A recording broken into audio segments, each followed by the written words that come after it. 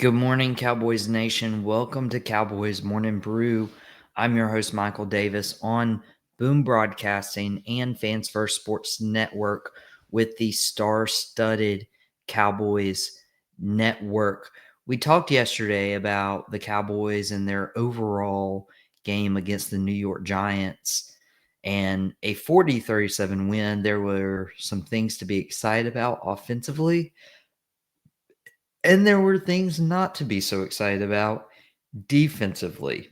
And Jerry Jones, of course, Jerry Jones has to find himself in the headlines, says that help is on the way. And he is not looking externally for a cornerback, while the Cowboys did make a move for Jadeveon Clowney really minutes after the Cowboys' overtime victory.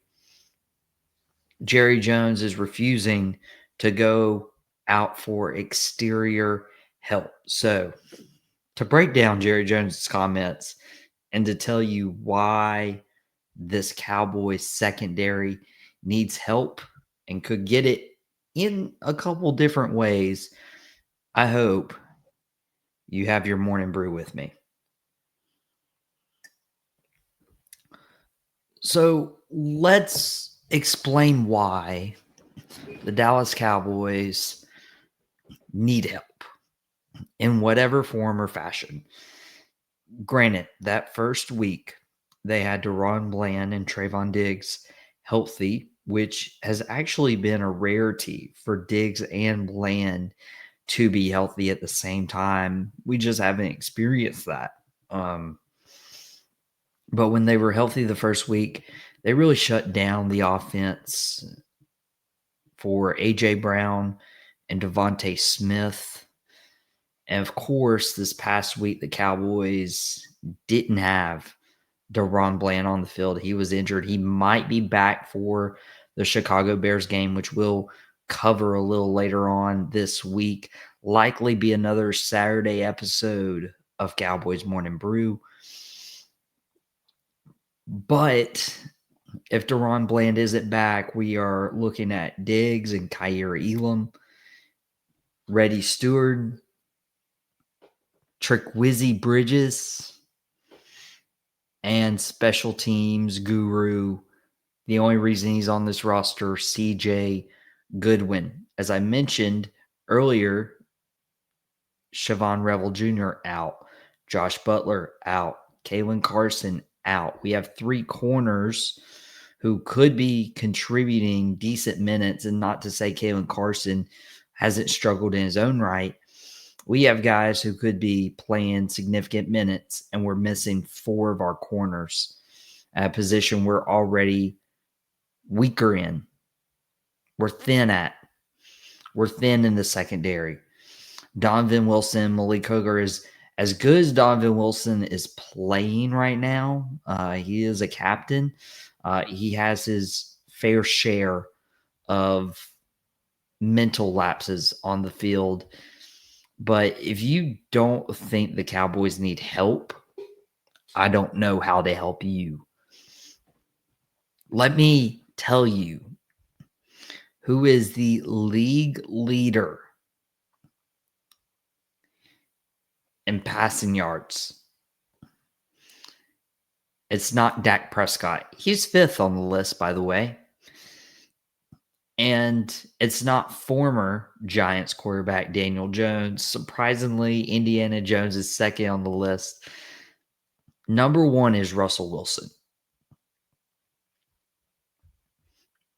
Now, if you told me that Russell Wilson after week one would be leading the league in passing yards after week two, may I remind you what he did in week one? 17 of 37, 168 yards, no touchdowns, no picks, 46% completion percentage against the Commanders.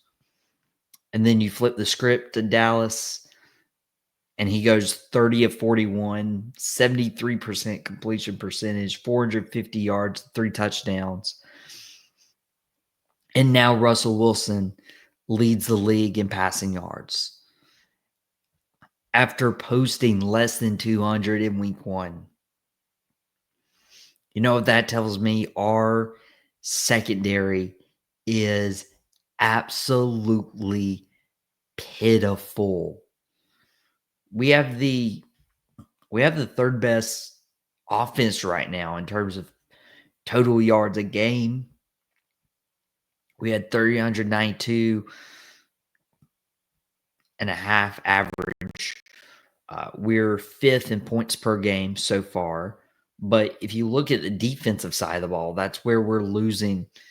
I mean, we've given up the third most yards in the NFL, and we've given up 30 and a half points, which is like bottom 5 along with the Giants, Steelers, Jets, Dolphins, and Bears. Now, thankfully, we do play the Bears, but I don't know. This could be another shootout game. And again, we'll talk about that when we do the friend of my enemy later on this week. But the Cowboys made Russell Wilson look like a Seattle Seahawk. Again, Super Bowl Russ. A week after people were clamoring for Russell Wilson to be benched for rookie first-round pick Jackson Dart. So you can say anything you want. Malik Neighbors is a phenomenal receiver, but it was a constant theme that the Cowboys just let Russell Wilson throw the deep ball and attacked. It didn't matter if it was Elam. It didn't matter if it was Diggs. It didn't matter if it's Stewart. Russell Wilson went at the best Cowboy corners and hit his shot.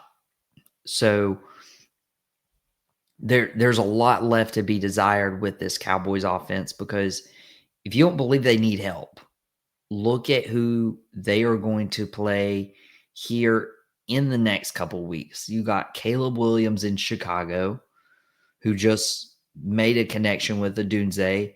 You got Jordan Love and the Green Bay Packers, who always torch Dallas. Jets, okay. You got Tyrod Taylor, maybe Justin Fields.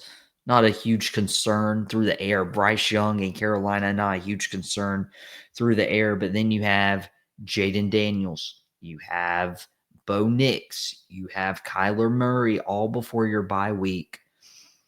And there you have 9 weeks in the books. Could this team be 4-5? Could this team be 3-6? But in a passing league, not only do you have to stop the run, which has been the downfall for the Cowboys, but now if you can't stop the pass, this is becoming a disaster. And so I'm going to, after a quick commercial break on Fans First and a quick coffee break on Boom Broadcasting, I'm going to tell you three ways the Cowboys can actually improve this secondary and their pass defense when we come back right after the break.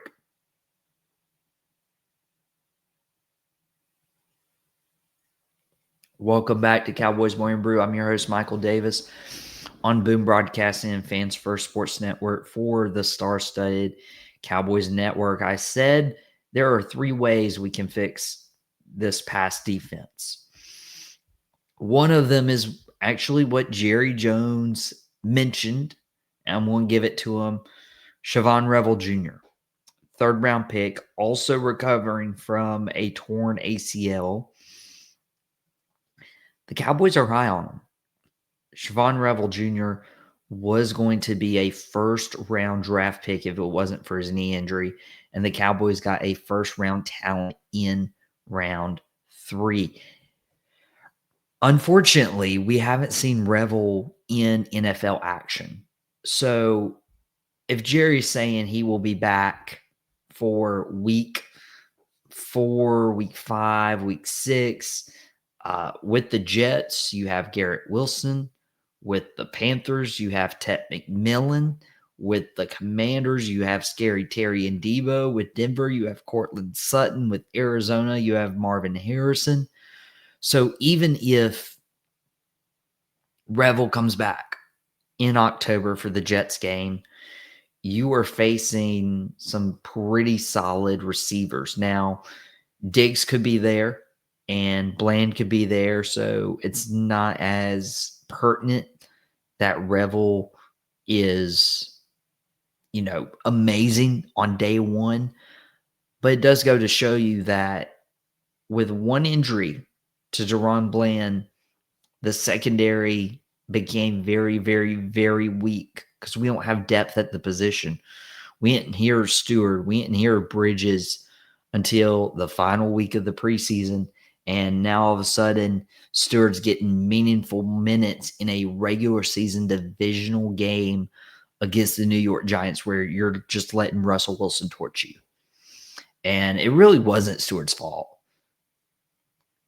because one of the other ways you can help this secondary is by,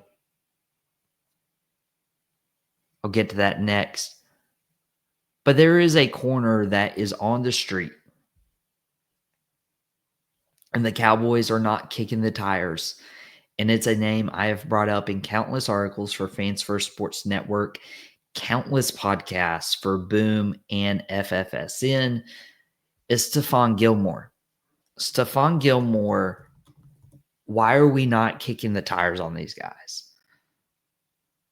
If you are going to kick the tires on Jadeveon Clowney, who has lived off his one hit against Michigan in college, why are you not also kicking the tires on a fellow Gamecock who's a first-round pick, who's been in your organization, who treats himself as a professional, a two-time first-team All-Pro, NFL Defensive Player of the Year back in 2019?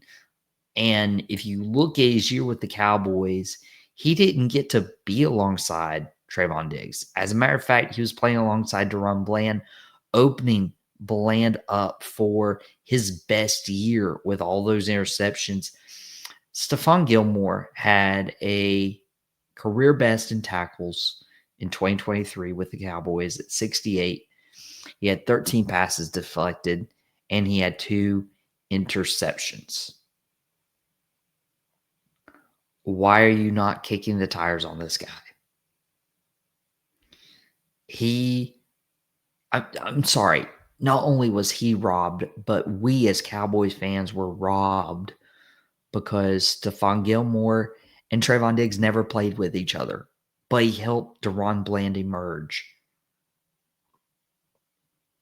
And I'm not saying that Trayvon Diggs and Deron Bland need a mentor, but if you look at the rest of the depth chart, Kaiir Elam, a former first-round pick who was a bust before coming to Dallas, he could use a mentor like Stephon Gilmore. Siobhan Revel, the rookie, we were just talking about him. He could use a mentor. Trequezie Bridges, a 7th-round pick by the Chargers this year, could use a mentor. Reddy Stewart could use a mentor. We need a veteran corner who is immediate to play. Gilmore grew up a Cowboys fan. Gilmore would love to return to the Cowboys, and I believe he should. But if Stephon Gilmore returns or he doesn't return, or Siobhan Revel comes out and plays like a pro week one, none of it matters. But here's the third and most important thing we can do to fix the secondary. Matt Eberflus needs to understand his personnel. For as long as I can remember, the Cowboys have struggled with zone defense. And unfortunately, Matt Eberflus decided to run zone defense when Dan Quinn switched up the Green Bay Packers game because Stephon Gilmore was nursing a shoulder injury. And we went to zone. We got torched by Green Bay on the deep ball. And now Matt Eberflus is playing zone defense with Diggs and Elam. And This is a secondary built to play man defense, man to man. Put your best on my best, and let's see who wins. And Dallas will usually win those games and win those position battles. But zone is our weakness, our Achilles heel. So why are you standing on your Achilles heel, hurting the Cowboys and forcing them to put up 40 points to win games? Because if you're relying on this team to drop 40 a night, I'm sorry, as good as this offense is rolling right now, it's not sustainable to make your offense put up 40 a night. So Matt Eberflus, understand your personnel. Because if you don't, you are going to set this team back. And I would not be surprised if Eberflus is a one and done when it comes to a defensive coordinator. And Eberflus, don't forget you were the Chicago coach last year. You know Caleb, you know some of these pieces on this offense. But people didn't think you could cut it out as a head coach. And you got hired as a defensive coordinator. And some people are better coordinators than they are head coaches and vice versa. We'll see how Ben Johnson does taking over for Eberflus in Chicago. But you got to give it. You got to give it to us. You have to give us man defense.